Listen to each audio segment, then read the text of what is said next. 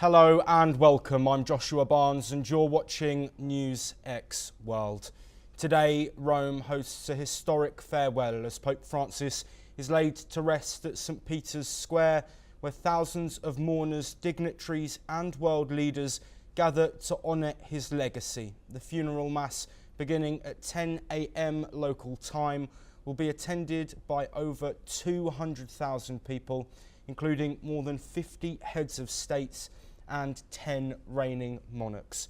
Cardinal Giovanni Battista Re, who called the cardinals to Rome after the Pope's passing, is presiding over the funeral service.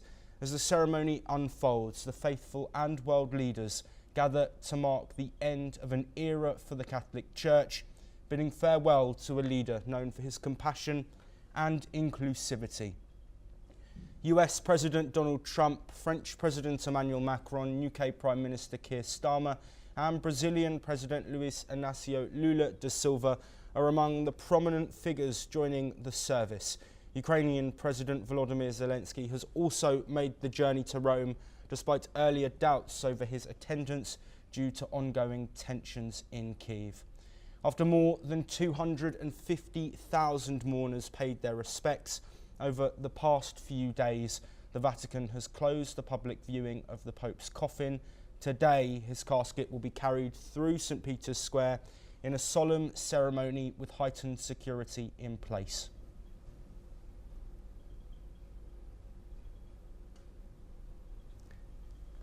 These are live images that we are seeing of people pouring into St. Peter's Square. Of course, 200,000 expected to take part in the ceremony, which will start in St. Peter's Square in the Vatican before going to Rome, where the funeral process will take place. It will be held outdoors with heads of states and tens of thousands of mourners expected to gather in the public square.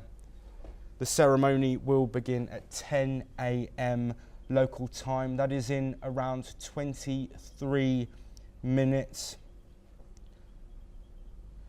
This is the order of the service. So the archbishops and bishops gather in the Constantine Wing near St. Peter's Basilica.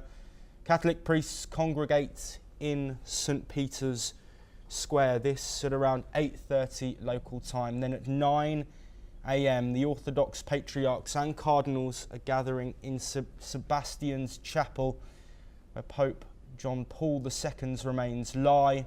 Funeral processions will then begin, accompanying the Pope's coffin. This, of course, expected in around 20 minutes or so's time, when at 10 a.m. local time a funeral service starts as the coffin is placed in front of St. Peter's Basilica. The service led by Cardinal Giovanni Battista Re, Dean of the College of Cardinals. That taking place at 10 a.m. local time. Now, seating is arranged in a specific way. Guests, dignitaries will be seated near the basilica and the coffin. The clergy and public spread across St. Peter's Square, mirroring the funeral of Pope Benedict XVI. This, of course, a process that will take some time. We will be here covering all of the processions as they take place today. We're expecting at around 1:30 Indian Standard Time that this procession will start. That's in around 20 minutes' time. Joining us now in the newsroom is Thomas Porteous, anchor and correspondent with NewsX World. Thomas, we've just gone through there the order of proceedings today. Of course, hundreds of thousands expected to be taking part in this ceremony that will remember and celebrate Pope Francis's life. What more can you tell us about the proceedings that we're going to see today?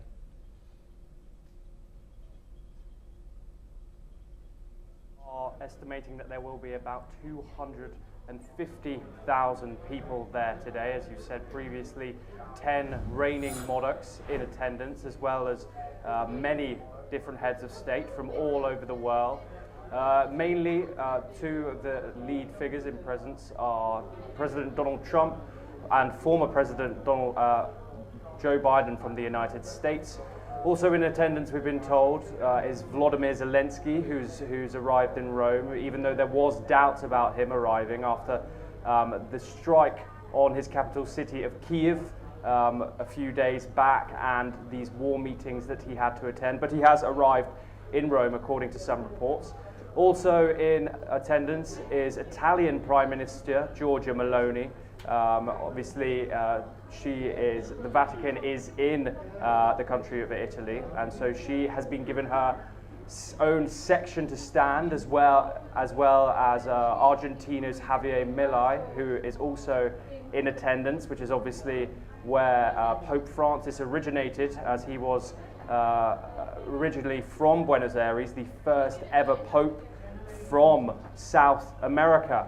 Also in attendance is British Prime Minister Keir Starmer and many other world leaders. And so this might be, although this might be a meeting where all of these diplomatic leaders get together, and there is some talking behind the scenes. Donald Trump has been vocal about President Zelensky being in attendance, and hopes for a peace deal in the Russia-Ukraine conflict obviously press on. And maybe in the backdrop of this occasion, we might see some diplomatic talks going on in the background. Yes, thank you, Thomas, for joining us. Of course, potential for diplomatic talks, but also the main focus, of course, being on Pope Francis and paying respect to him. Thomas, I'm going to stay with you.